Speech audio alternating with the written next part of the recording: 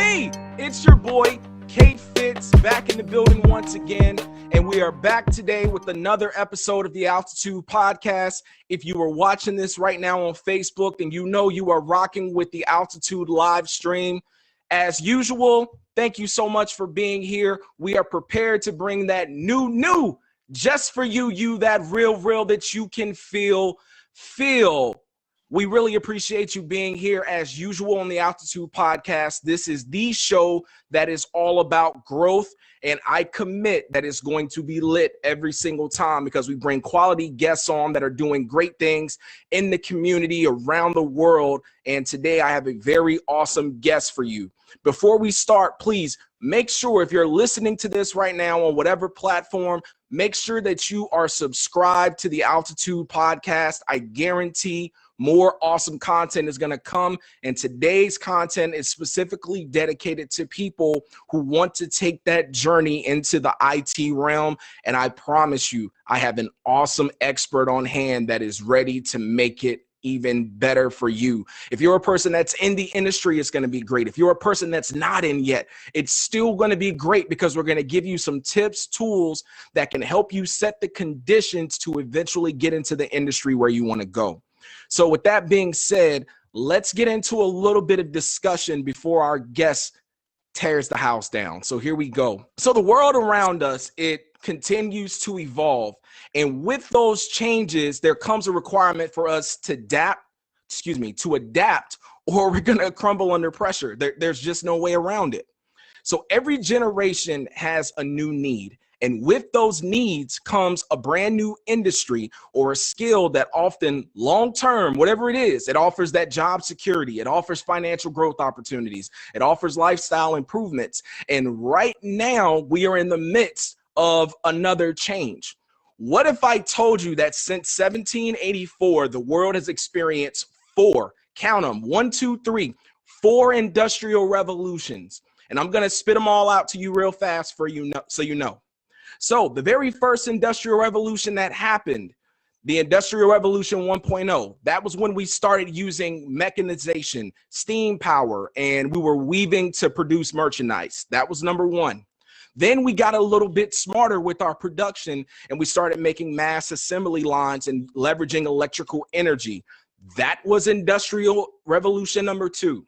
Then there was number three that you're still benefiting from today, and that was the automations, the computers, the electronics. And these are some of the things, like I said, that we're still benefiting from right now. That was Industrial Revolution number three. And right now, today, you are currently living in the Industrial Revolution 4.0. So what that Industrial Revolution looks like, that is the Internet of Things. Or, matter of fact, since my guest is here, if I get this right, you consider it as the IoT, right? Internet of Things is IoT. So correct. Thank you.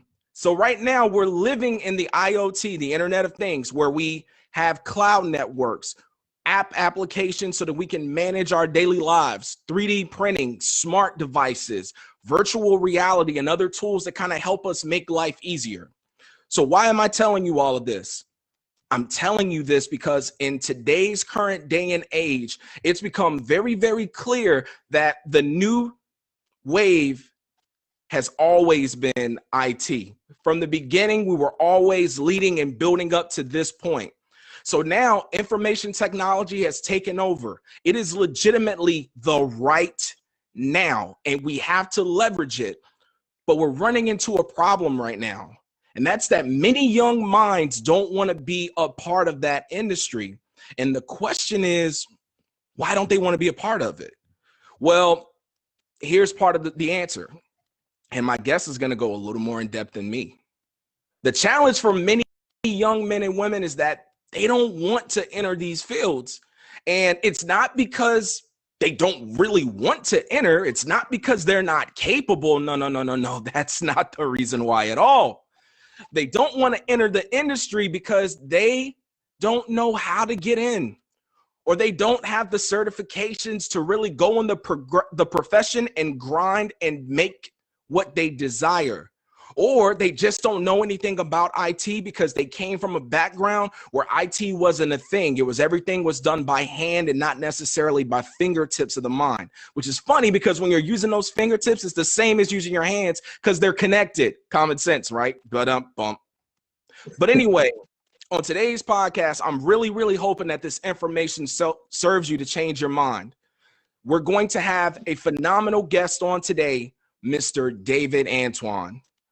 This gentleman has changed the game for a lot of people who were not able to get into the IT industry. Why? Because he opened up a network certification tutoring company that provides low-cost tutoring for aspiring network engineers.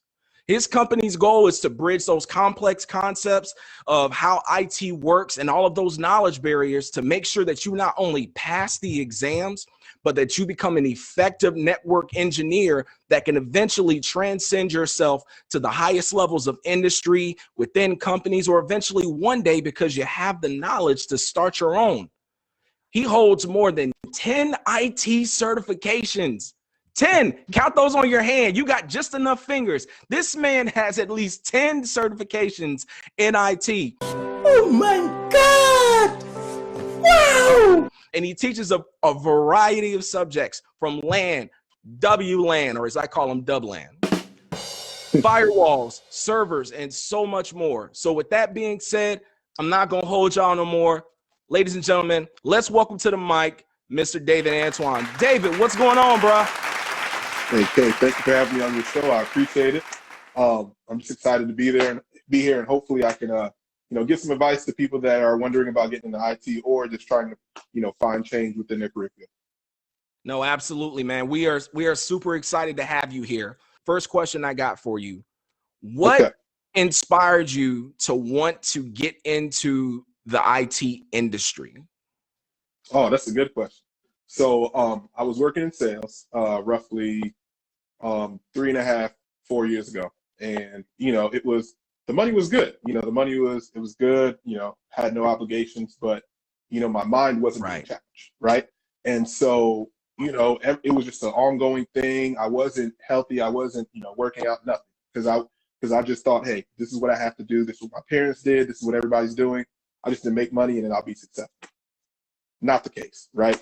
And so I went ahead, and it was one day I was working and our internet went out, right? And so, a guy came in, I got angry customers all throughout the branch. Guy came in, I was like, hey man, we've been waiting for you. He said, yeah, I'll go ahead and come and fix it. He came for 2 minutes, did something, came right back out, it's fixed, and left. And so, of course, I couldn't let him walk out the door without asking him, what did he do to fix it? Of course, so that if if this happens again at my branch, business won't be interrupted. So me and him, we got to talking. My employees, they kept working. And so we got the conversation, and it ended up being 30, 40 minutes. And then he said, Dave, I think you should get in IT. You have a lot of attention to detail. And so, I didn't think so at first. I'm like, I'm just doing what I was taught and what I've done all this time. And so, I took him out to lunch, find out what he does, how did he get into the field. And I went ahead and just said, all right, let me go ahead and start my journey. And of course, first, I did my YouTube and Google research, and I said, all right, I know what I have to do. And I did this without a mentor, the most wrong thing to do, because again, I was just following social media, following LinkedIn. And it's true, just doing just what I see on the internet. And it was the absolute wrong thing to do. Right. And so I got a mentor by the name of Greg Skeen. He has a company called Control Your Route. And so he challenged me. We had a conversation. He challenged me. I told him all the things I wanted to do. I was so excited. But he asked me this question. He said, why do you want to be in IT? I didn't know how to answer it. That was the first time in my life I didn't know how to answer a question. It was devastating. And so me and Greg, he continued to mentor me and show me what I have to do. And so after, taking my time, getting internships, taking small contract jobs here and there, I end up finally, moving up the ranks, working with Cisco, working with multiple companies within the RDU area. And now I work at a good company where now I'm the network system specialist. Man, that's quite a journey. I think what really hits home for me is that you were already in a successful field. Like you weren't like struggling for anything at that time, but you saw the opportunity to do something better with your life or something that really matched your skill set. That's insane to me. You were able to take that and transform it to get yourself where you are now. Kind of driving that home a little bit more. How long was this guy working? Because I know you said he came in, he touched a couple of things and it was in and out. Did it kind of surprise you that this man showed up, did what he did, and pretty much the check was cut from there? Or how did that Absolutely. It was, you know, and I've always, you know, growing up, we lived in Connecticut, and of course my family from the Caribbean, from Haiti. And so, you know, we play chess. And so whenever there's a challenge I cannot solve, it's going to bother me. I'm going to be up at 3 o'clock in the morning, like, why couldn't I fix it? And so I had to tell this man, I said, I'm going to take you out to lunch and I'm going to find out what this field is and how I can get into it. Because I was intrigued. I was intrigued from that. Hey, Dave, I want to bring you to another question. So, because I have to ask, I gotta ask. I'm looking behind you right now. Is this the wall of all of the certifications that you have? Yes, sir. That is insane. Did you get a Michael Jordan certification too? No. That's just for motivation. That's just for motivation. I kept that at the start of my IT career because, you know, me, you know, watching Michael Jordan's journey throughout, you know, his career and not, you know, creating excuses. He just kept working and working and working. I kept that on my wall. So whenever I, you know, wanted to give myself an excuse, I said, nah, he didn't give himself an excuse. So I'm going to continue to go further. He was like, nah, not today. Ain't no excuses on this side. Not today. I feel you. I respect that 100%. So my next thing I want to ask, just because this is in the background, it's a great segue. You get into the industry, you start tackling certification after certification, back to back, like Drake and them. What drove you to work so hard to get all of these certifications? Because I know there's a point you could have stopped. What drove you to continue getting more education in IT? No, Ken, that's a good question. And I love to be challenged. You know, as soon as I hit, you know, I get a certification that's needed for my route, I will see something else. And of course, I'll get another contract job or get another full-time job. And there's another need. And so there's another system or network technology, what have you, that I might not know. So now I'm challenged again. So, you know, being in love with being challenged is, you know, my lifestyle currently. I think, man, that's amazing. So I got to ask, of all the certs that you did, what was the hardest one? Oh my goodness. I knew that was coming. I knew you were going to ask that today. I knew you were going to ask it. I knew it. You're going to put me on the spot. It's okay. I have no problem sharing my. Hey, look, they want to know the truth. Tell me, which one of these classes gave you the smoke? Cisco Certified Network Professional Enterprise Core. I failed the exam 2 times. Just to let you know how much of a hit that is. That's 9 months of studying and $400 each exam. You dropped over $1,000 trying to get that one cert. Yep. Man. Oh yeah. Hey, you a good one. You a good one for that. So the message I want to put out there to the viewers, this is very, very important. I want you to understand, Dave has 10 of these certifications. And with every certification that he got, it wasn't he just walked in, showed up, took the test and got it. There were times that he didn't get it. And there were those kickbacks, but he still persevered. He exuded that resilience and he went back once and he went back twice until he got what he came for. So that's very, very important. I want to make sure you take that away as this discussion goes along. As you start progressing through these fields throughout whatever it is you're doing in life, your resilience will matter at the end of the day. It's going to show your legacy at the end, no matter what it is you do. All right. Which one of these certs was the easiest? I'd probably have to say probably the A+, because the A+, the CompTIA A+, it's an entry-level cert, right? This is what you get whenever you have no experience in the field and you want to get a job. You know, a lot of companies, whenever their HR is, sifting through, putting a whole bunch of resumes through their program, they're seeing who has a CompTIA A+. Mm-hmm. And so the CompTIA A+ combines customer service, soft skills with hard skills. Hard skills being the technical side of what you got, and the soft skills being, can you talk to people? Do you have interpersonal skills? Because what I found out, throughout the years of being in IT, is that it's not just about being the smartest guy in the room no more. You have to be someone who end users are able to talk to, not, you make them feel stupid because something is not working. That probably was the easiest one because, again, I've been doing customer service ever since I've been, worked at a grocery store and while I was in college. So, it came easy to me. Tell me about your company and what inspired you to make it happen. Oh, man, thank you. Yeah, so Eniotna Services, right? I wanted to create this tutoring service, and I thought long and hard about it because I just didn't want to be that person that just creates a company, creates a tutoring service that's just tutoring people. I saw a need, I saw a void that a lot of people were getting certifications, but they were getting into the field, not having knowledge on how to do their job. So you took all this time to study, but you can't apply what you learned. And another thing, and this is a term that, future IT people, you guys are going to hear, it's called exam dumps. Throughout the field, people can go online, buy the actual exam. That's the real exam. Get the answers. Yep, get the answers for the exam and take the exam and pass it. Here's the kicker.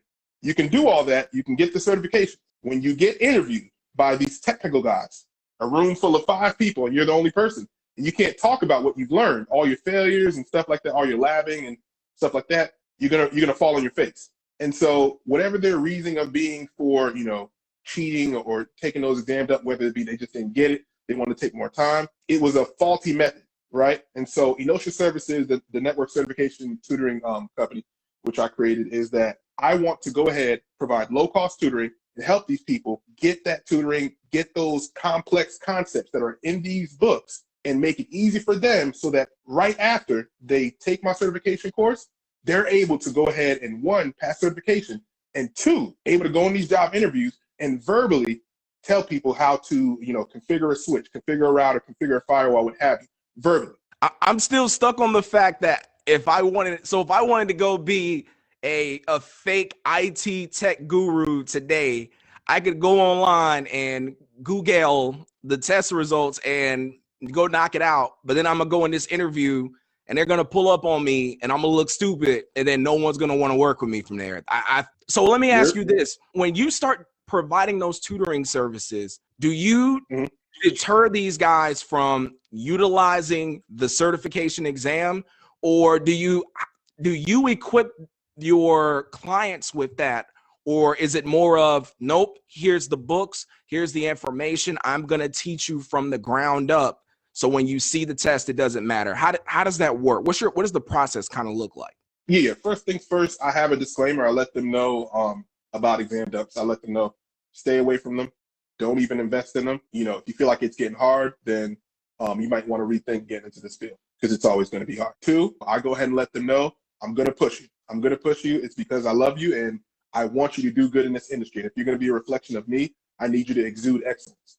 And so I go ahead and let them know, here's the books you need to read. We're going to start a study plan. You need to stick to it. If you don't stick to it, we're going to do an assessment, quote unquote, like that interview I was telling you about. And I'm going to question you on these things. If you can't talk about it, you got to go back to the drawing board. And that's how we start from there. You sound like when I went to basic training and my drill sergeant told me, hey, if you don't do those push-ups right, you're going to have to start over. Man, look, by the time I got to push-up number 140, I was fed up, man.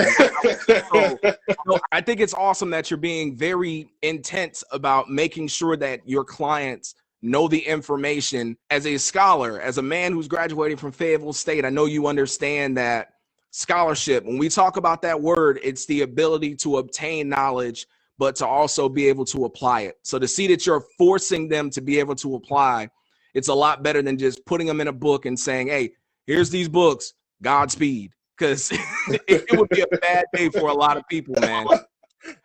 So, hey, I got another question for you if you're ready, my friend. Like we talked about in the intro, there's a lot of young people that want to join the IT industry, but they don't know if the IT industry is built for them. Do you believe we're in a place in society right now where we need more young people to start getting into the IT industry, and even further back, getting into STEM programs in school systems to ensure that the funnel works as they move to the collegiate level or just jumping straight out of high school and learning about IT? What's your perspective on that? Oh, that's a good question. I think it's definitely important for the young people to go ahead and start in STEM, not just IT, but in the STEM field in general, just because my biggest thing is what I found is that in STEM, it promotes equality, right? So, it's not so much she's a woman, he's a man, or he is a different color, she's a different color. We all have one brain, and somebody's maybe smarter than others. Somebody may know something that somebody may not know. So you're going to have to collaborate with each other to achieve that common goal.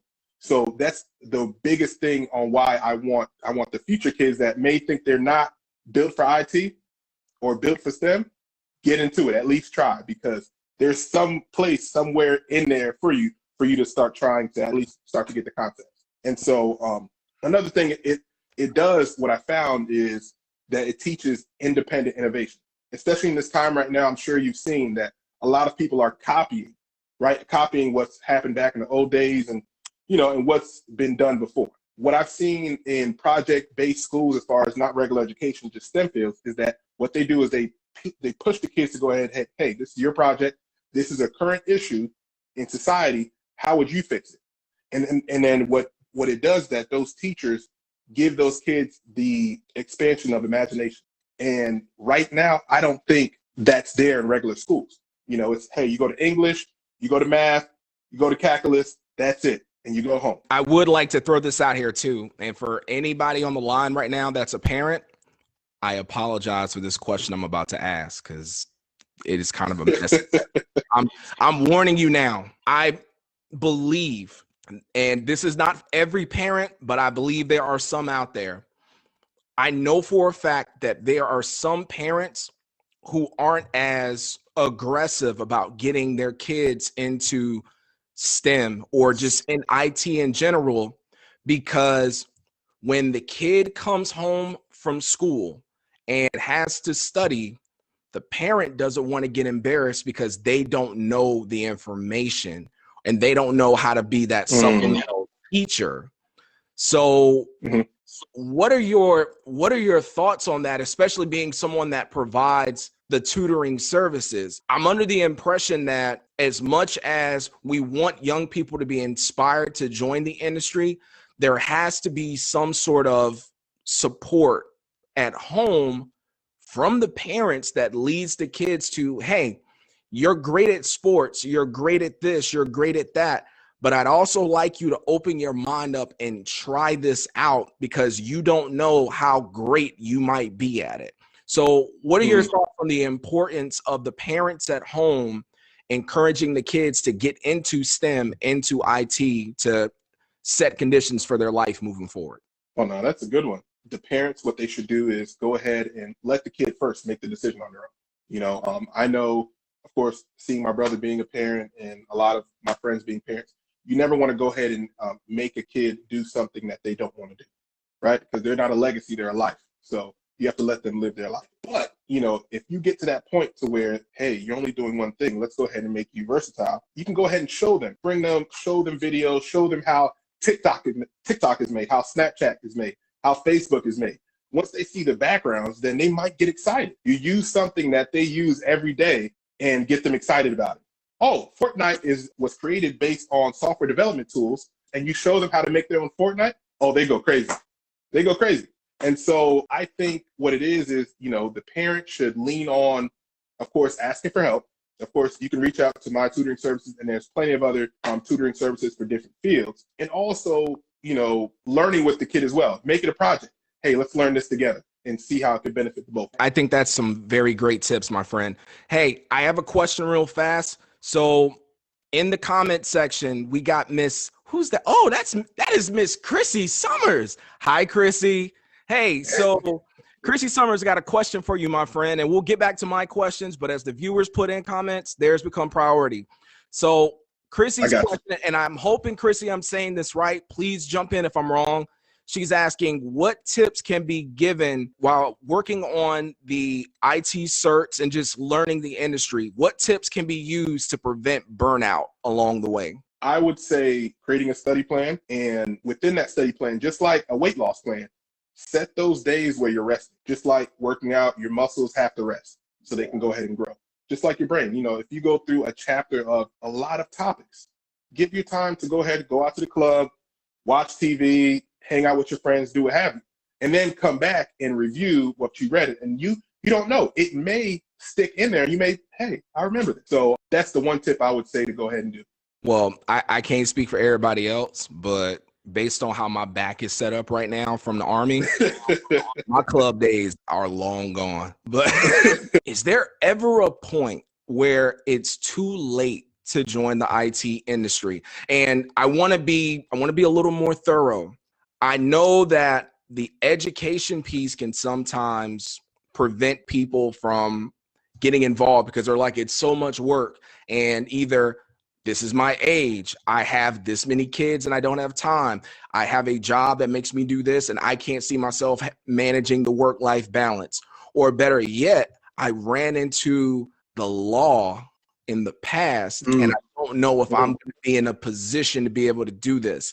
Is there ever a point for anyone where it's too late to be a part of the IT industry? Or is there a workaround if there's a block getting into the corporate America version of IT? So I yield to see what your thoughts are. I can't wait to hear you. Oh, yeah. So first things first, I want to touch on, for those who have felonies, who have a record in the past. I've tutored 4 people who had felonies, misdemeanors, and so on. And so they were able to get into a field, get their certification, but it took a little bit of time. So we had to adjust their study plan, make sure, of course, they had a clean record or what have you. And then I was able to connect them with the right recruiters or what have you to get them a job. You're going now as a felon and you having a record, you're going to have to do more freelance work. So you're not going to be salary immediately, but it is possible. Now I have one former client that now he's making $120K as a software developer. He was in prison for 13 years. Now he's, I believe, 43 years old and making $120K. So it's a blessing. It's a blessing. Man, that's amazing. So what would you say to the people that have kids or just have a job that overwhelms them and they don't feel like it's time, and because of their situation they feel like it's too late? Do you believe there's ever a point that's too late for them? It's never too late. We're going, just to go back to that concept of a study plan. It all depends on where you're at, what's your current situation, and then of course what I do in our evaluation and after getting all those information from you is that I develop a study plan that's going to work for you. That's going to give you time to grasp the concept, give you time to get rest, and to give you time to have a life-work balance. Because of course you still have to live.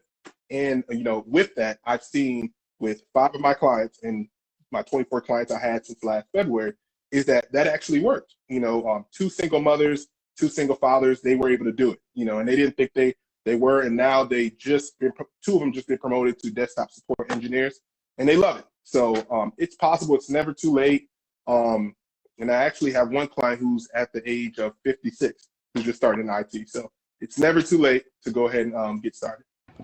Man, awesome point. I got another question here from Chrissy. Chrissy wants to know, what would you say to those people that procrastinate all the time? Woo! Ooh. Sign up for my tutoring services now.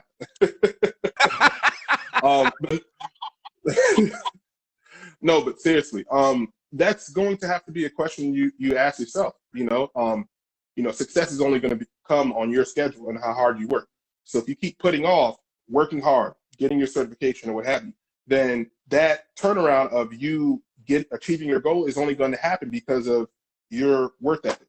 So if you are that person that procrastinates, it's okay. Get somebody that can tutor you, keep you on schedule so that you can hit that goal. And of course, you can ask me. I'll go ahead and be your tutor, keep you on schedule, what have you. I have 3 people who have procrastination issues, and it's possible to still hit your goal and actually get out of that procrastination mode. So it's possible. Man, all good points. You are on fire today. My goodness. All right. Hey, my next topic I want to talk to you about. Let's talk about the diversity of the industry itself. Do you believe that there is a healthy balance of people of color and women in industry? And if you don't think there's a healthy balance, why do you think that is? No, there isn't a healthy balance of especially women and people of color. Reason being is because throughout my time in IT, I've seen that it's been led by white men, right? And so a lot of these, men and women, they didn't have to get certifications. They just kept everything in their head. They didn't share any information just for job security. And so there were organizations I was with that people of color and women, of course, who had the opportunity to get the training, it wasn't offered to them because they didn't want to share the extra costs. And one specific company, of course, I'm no longer with them, is that they were paying for a training course, $2,500 per license for 2 people. When, and what I did is I saw that as a big mistake. That was a waste of money because these 2 people weren't actively continually getting certifications. When we had 4 people on my team who wanted to grow, who wanted to get better, and who were, 1 was a single mom and 2 were, fathers, and of course, and wanted to grow in the industry and get certification. I found Udemy for Business, which costs only $250 per license. So just a license per person. Instead of paying $5,000 for 2 people, in my old company, they were able to get 5 licenses for roughly $1,000, $1,200. It doesn't even necessarily sound like it's an education gap. It sounds like there's a leadership / mentorship gap that's going on in the industry. Is that kind of where you're going with this? Yep, absolutely. Another reason why I started Eniotna Services is that I want to make it possible for people to learn this, and they may not have the money to go ahead and go to school, have the money to go ahead and pay for an e-learning course or pay $2,500 for an e-learning course to go ahead and learn that subject. So I'm here to go ahead and, hey, you pay me for an hour, however long you want to. We schedule for 3 months and we get the certification to get you started. Over the past year, I've seen success. 24 people I've been working with, 19 of them got certifications and got started in the field. So it's a beautiful field to give back. I think that's awesome. It brings me to a thought. Have you had an opportunity to work with any military professionals yet? Yes. They are probably one of my favorite people to work with just because they're already disciplined. And what it is that, I don't even have to say, study. I say, hey, you gotta, read these chapters, roger that. I say, whoa, okay, all right, cool. And, which is awesome, right? Which is awesome. But, all it is that they struggle with what normal people struggle with as well, is they just don't know, and they're not giving that education. And so it gives me the opportunity to give back to people in the military as well. And that makes me feel good because, of course, you and, of course, other people that serve in the military, you guys have done so much for us to be able to, just live freely, so it feels good. What resources can we give the people right now who want to get into IT? So if I wanted to go learn more about the industry, I'm ready to get started today. What resources would you recommend they get their eyes on and their ears on right now?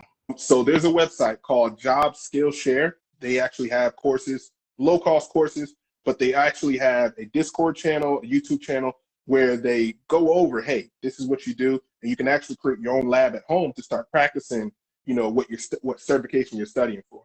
And I would recommend that probably 9 out of 10 times, just because that's the best platform to learn something. If you don't want to get help and, get a tutor, you may not have the money, you can do it on your own by joining these communities. That's a solid resource to give to the listeners.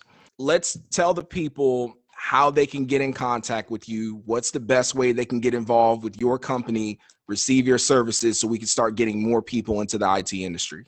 Awesome. So what you can do, if you have a LinkedIn page, you can go to Eniotna Services, Network Certification Training. Message me. I can go ahead and send you a link for my Calendly, and you can go ahead and book a session, whether it be different certifications or just a consultation to see, hey, I want to get in IT, I want to get a certification, what do I do? What's a study plan, or what have you. Doing those 2 methods, you can get in touch with me. I'm also on Instagram, Eniotna Services.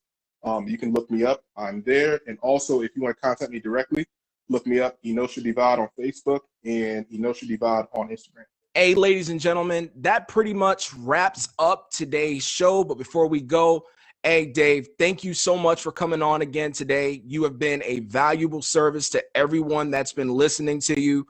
I learned a lot. I definitely didn't know that. I came onto the call not knowing the story of you having to take these multiple times, because a lot of people hear this person has 10 20 of these certifications and they think that this person is just a wizard at what they do, not understanding the resilience that was required to get there. So, hey, it's a pleasure to be here with you. Thank you so much for your time. And eventually I'm going to bring you back again because we want to refresh this to keep people abreast of the opportunities that you provide to them, man. Definitely. Sounds good. Sounds good. Ken, thank you so much. I appreciate Absolutely. it. Hey, ladies and gentlemen, that's all the time we have today. I appreciate you for logging on. If you can, please make sure you like this video. Make sure you share it. I will put the YouTube video up later on today. Shout outs to each and every last one of you. But as I always say, in the meantime, in between time, move your dreams, move the world. Make sure you check out Eniotna Services. I'm out of here. Y'all take care.